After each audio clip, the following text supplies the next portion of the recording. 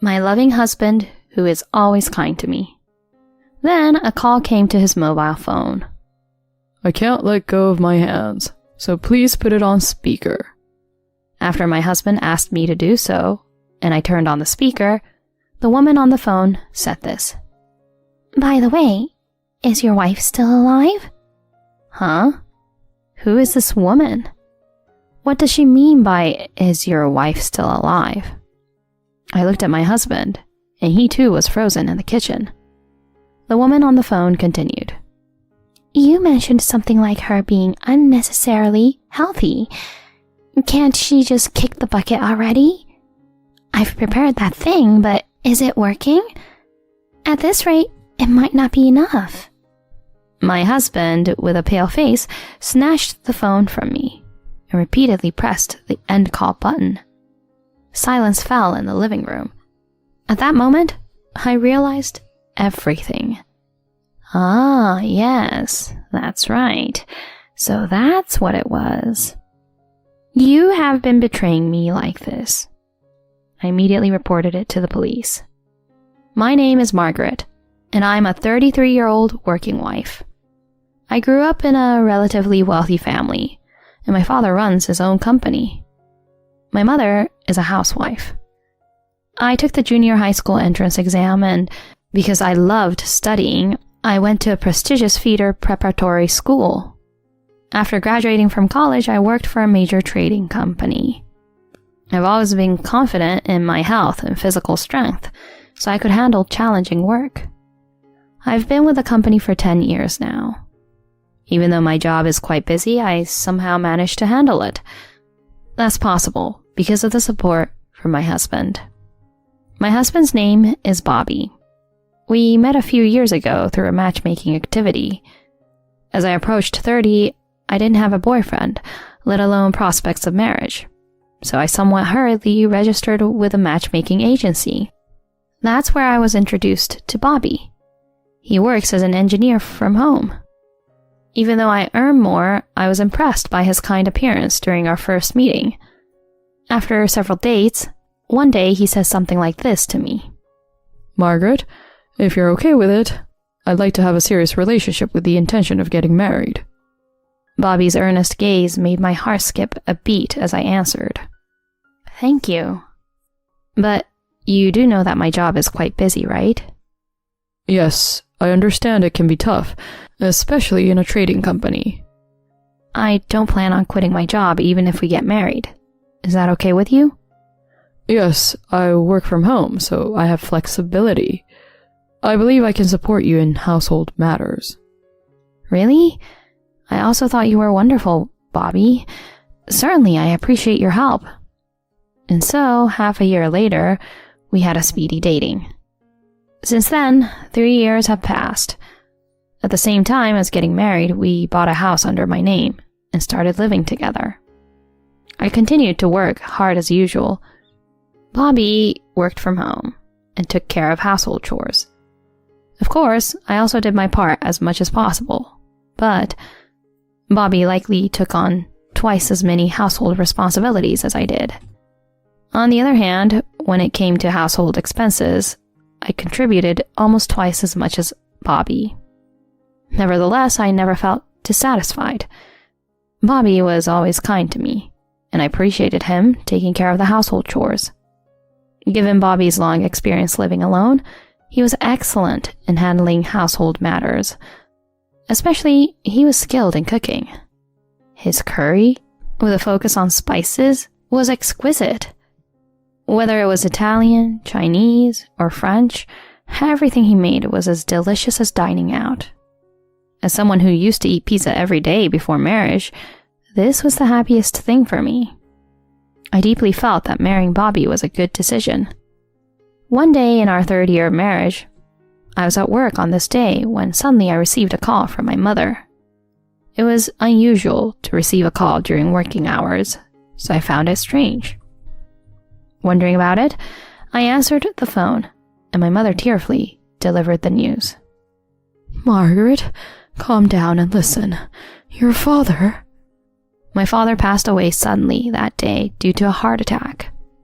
He was fine until that morning, but collapsed at work and was rushed to the hospital where he passed away. My father recently retired as president of his own company and became chairman of the board. He was full of life, laughing heartily about continuing to work vigorously. I rushed to the hospital in disbelief, but by then, he had already turned cold. It was pretty hard to say goodbye to my father, who loved me as much as he could while doing his job as president. I attended the funeral with Bobby, of course.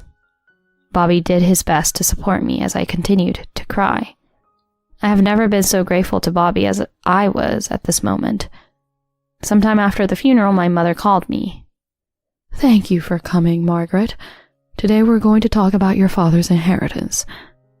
"Mom, I have a job and I don't need the inheritance. Use it as a supplement for your life." As I expressed this, my mother shook her head. "Your father intended to leave you a proper inheritance. He had written a will for unforeseen circumstances. Accept it as your father's wishes." After that, I received an explanation about the property my father left behind. Upon hearing it, I was surprised. My inheritance alone was well over $680,000 after taxes. I ended up going through the formalities and inheriting my father's estate. It's a lot of money, and the process itself is exhausting. Even in those moments, Bobby was kind enough to listen to me. "I see. Your father's estate is that much." "Yes, this is my father's sentiment. For the future, perhaps for the children we might have. And in case something happens to us, let's gratefully keep it." I sincerely expressed this from the heart. I had no qualms about telling Bobby about my inheritance. I knew he wasn't the type of person who desired extravagance. "However, isn't that something you received from her father? You should manage and use it." "Thanks, Bobby. He truly is a wonderful husband. He supported me not only when my father passed away, but also throughout the inheritance process afterward. I expressed my gratitude to him once again. A few months after my father's passing, Bobby's work suddenly became busier. "A new project is starting, and I might have to go out more often." Seeing Bobby express his concern, I said, "You've always been there for me. I'll handle more household chores. Bobby, do your best too." "Thanks. I'll make an effort to at least continue cooking meals as usual." "Really? But you don't have to push yourself." "Making meals is like my purpose in life, so let me do it." "Thank you, Bobby." In this way, I took on more household chores as Bobby went out late. However, around this time, my health began to deteriorate. I would suddenly feel nauseous or be unable to get up. Despite being confident in my health and stamina, this began to affect my work. I went to the hospital, but they only said I was anemic. Even taking anemia medication didn't improve my symptoms. In fact, it seemed to worsen. I even discussed it with my husband. "Bobby, I've been feeling a bit unwell lately." Then Bobby looked worried and said, "Is that so? Did you go to the hospital?" "I did, but they said it's anemia. I've never had anemia before." Bobby looked troubled. "Then I need to make meals that are good for anemia. My work has been busy lately. I feel bad that your burden has increased." "Don't worry about it. Your work is important too. Don't worry about me and do your best." "Yeah, but if it gets tough, be sure to tell me, okay?" And during that time, Bobby often stayed out late, but he continued to cook for me. After revealing my anemia to him, dishes with liver, meat, and spinach increased. Even though he was busy, Bobby cared so much about me. I'm really lucky to have such a good husband. I shouldn't make him worry. That's what I was thinking at that time. However, my health continued to deteriorate, and I eventually had to take a leave of absence. Even during that time, Bobby took time from work to support me diligently. But finally, even Bobby's cooking started to taste strange. I wonder if this poor health is affecting my sense of taste. From the anxiety of an uncertain future, I became increasingly unstable. On a holiday when Bobby was at home, "Margaret, what do you want to eat today?" he asked me gently as I slumped on the sofa. "Well, It's been a while since I've had your special spicy curry. Oh, I see. Got it. Look forward to it. Margaret, please take your time and relax. Bobby happily said that and put on an apron, heading to the kitchen. Thank you. I'll take your word for it and take my time. Bobby's curry, starting from grinding the spices, is truly delicious. It stimulates my appetite, so even with my current health condition, I feel like I can eat that. I sat on the living room couch. I decided to check the operation of the new voice recorder I bought for the conference. I bought it so I could use it as soon as I got back to work. Not 20 minutes later, Bobby's cell phone on the table suddenly rang. Bobby, your phone is ringing. What? Who's showing up? I looked into the screen and it appeared to be from an unregistered number. I don't know, it looks like an unlisted number. Okay, then it's probably a wrong number or a sales call. You can leave it alone. With a serious expression, my husband said this while grinding the spices. Yeah, I understand. I returned my gaze to the voice recorder's manual. It's a high-performance one, and this will record the minutes of the meeting very well. A few minutes later, Bobby's cell phone again received a call from the same number as before. My husband ignored it, but the phone kept ringing. It's been ringing several times already. Why not answer it once? Yeah, you're right, but my hands are covered in spices. Sorry, but can you put it on speaker for me? I grabbed Bobby's phone and turned on the speaker to answer the call. Hello, Bobby, it's me. I lost my phone, so this is my new number. The voice coming from the phone was a high-pitched woman. By the way, is your wife still alive? I froze at those words. Who is this woman? What does she mean by, is your wife still alive? I looked at my husband, and he too was frozen in the kitchen. The woman on the phone continued. You mentioned something like her being unnecessarily healthy. Could she hurry up and kick the bucket already? I've prepared that thing, but is it working? At this rate, it might not be enough. Bobby approached with a pale face. I instinctively took his phone. Oh, Bobby, are you listening? Hurry up and follow the plan so we can be together. I'm looking forward to it. I wonder how much your wife's inheritance will be. Bobby snatched the phone back from me and frantically pressed the end call button. A silence fell over the living room. At that moment, I understood everything. The cause of my health issues and why Bobby had been absent from home. He planned to make me disappear, inherit my wealth, and be with this woman. Oh, that's what's been happening. You've been betraying me like this all along. Bobby, what does this mean? I asked calmly, and Bobby stammered. No, it's not what you think. It's a misunderstanding. This is, just a prank from a female friend. Right. I'm not taking it seriously either, but it did startle me. Yeah, there's no way you'd believe something like this, right? Right, but make sure to tell your female friend not to startle me like that. Well then, I'm going to the bathroom. I smiled at Bobby, who was sweating oil, and I headed for the bathroom. After confirming something in the bathroom, I took out my phone and dialed 911. Hello, is this the police? My husband is trying to harm me. Please, come quickly. The police said they would come right away. Since this place is close to the police station, they should arrive in less than 10 minutes.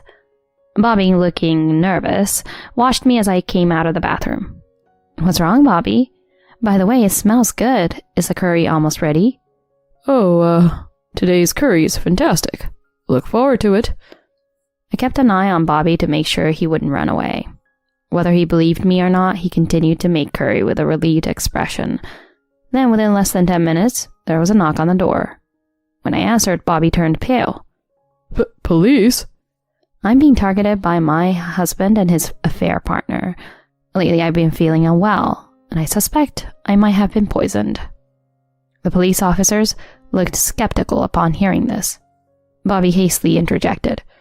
No way. That can't be true, right? This is just my wife's imagination. She's been tired lately.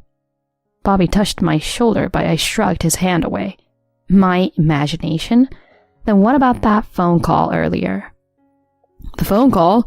What are you talking about? Anyway, you're just tired. Calling the police like this. How about I accompany you to the hospital? Let's take a break, okay?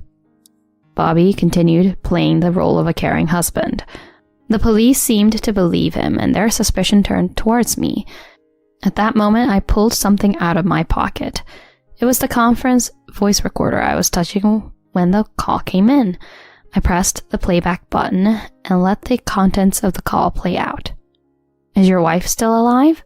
Let's get together and do it as planned as soon as possible. How much would your wife's inheritance be? The officers' faces grow grim as the woman's voice echoes through the doorway. What? What the hell is this? Bobby muttered, his face turning pale. I glared at him. Fortunately, I was adjusting the voice recorder right before the call. The entire conversation is recorded right here. This can't be. Bobby seemed on the verge of panicking, and suddenly he tried to run past the police. However, the police immediately chased him, tackled him, and apprehended Bobby. At that moment, a small vial fell out of Bobby's pocket. Please examine that bottle. I'm sure it contains poison. The police picked it up upon hearing my plea.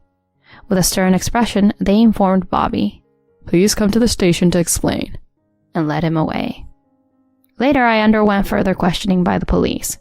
Following their advice, I received thorough medical examinations at the hospital. The results revealed chronic poisoning symptoms caused by a toxic substance. I submitted the findings to the police and promptly began treatment.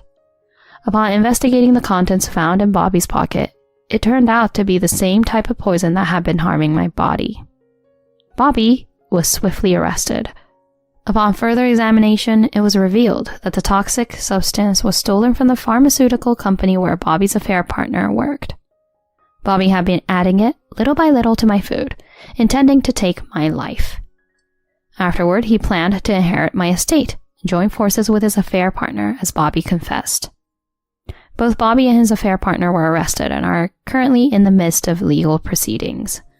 They are likely to be found guilty and sentenced to prison.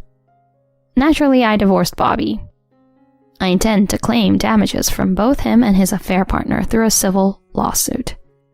Bobby seems to have been disowned by his family due to the severity of the incident.